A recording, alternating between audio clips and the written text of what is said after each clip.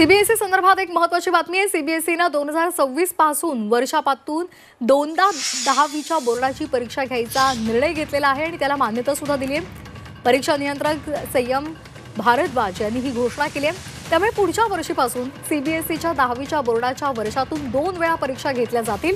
पहिल्या टप्प्यामध्ये फेब्रुवारी आणि दुसऱ्या टप्प्यामध्ये मे महिन्यामध्ये या परीक्षा होतील।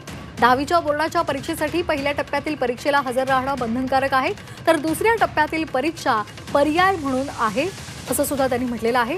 मुलांचे अंतरिम मूल्यांकन केवळ एकदाच केलं जाणार आहे।